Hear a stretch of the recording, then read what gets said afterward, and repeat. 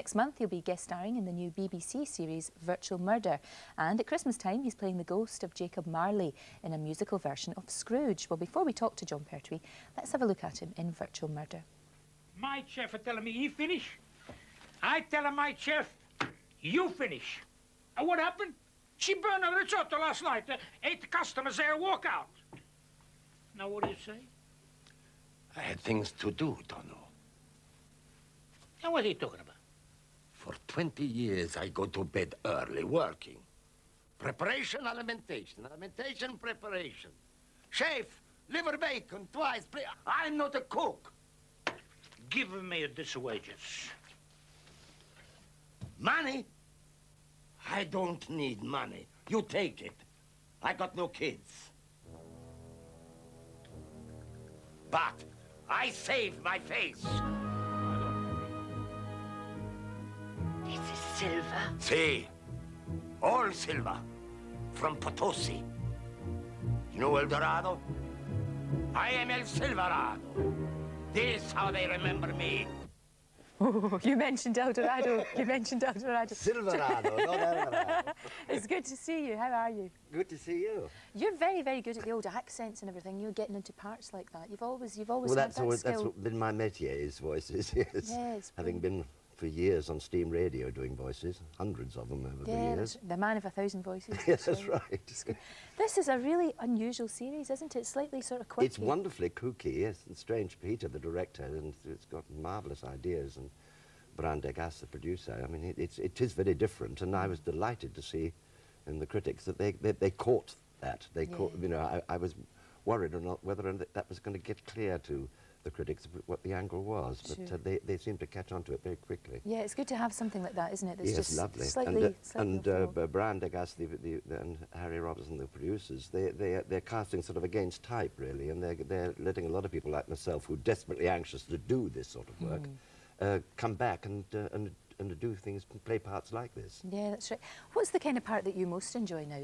Well, like that. That's this is what I want to do. Yes, I don't want to have the responsibility of featuring necessarily in a series of my own. I would like to do what my great friend Leslie Phillips, that I worked in the Naval Ark with for 20 years, has done so successfully, is to turn himself from being a personality type actor into a brilliant character actor. I was watching you in a Virtual Murder a little while ago. Where the hell did you see that? I get stuff from England. Ah! Now you're talking. That is what I've wanted to do for That was years. really good. Yeah. I suppose you might want to give a little bit of storyline to them, but my question is, have you been keeping busy doing other television and film besides that? That is my intention. He's talking about a program called Virtual Murder, which was a series of 6 one-hour episodes, directed by and produced by Brian Degas and Judy Garland's ex-musical director, Mr. Robertson, and Harry Robertson. He eventually got arthritis and he couldn't hold a pen and he couldn't work a typewriter, and so he became a film producer. I don't quite see the connection. And they made this series, and it was very kooky and very way out and very strange. But they were, being the producers they chose people that you would never have thought of to cast. I mean, people like Alfred Marks, a wonderful Jewish character actor, hadn't been seen for years. Suddenly they haul him out there, and his wife, who played the lady who ran the cafe at the time was working. I played an extremely ancient Basque, which is in northern Spain, a terrorist. He used to own brothels and pornographic bookshops, but he got a bad conscience when they told him they only had a few more months to live. And so he went around blowing all the shops up and setting everything on fire and talking in rhyme on the telephone to everybody. And it was a magnificent part. I mean, just the sort of thing I've been looking for years, to play something utterly different from the sort of thing that I've been playing before. And the producer said, "You are going to have a whole new career when this is shown." And I said, "Well, you better hurry up, because I'm practically dead of old age. So this whole new career better start now."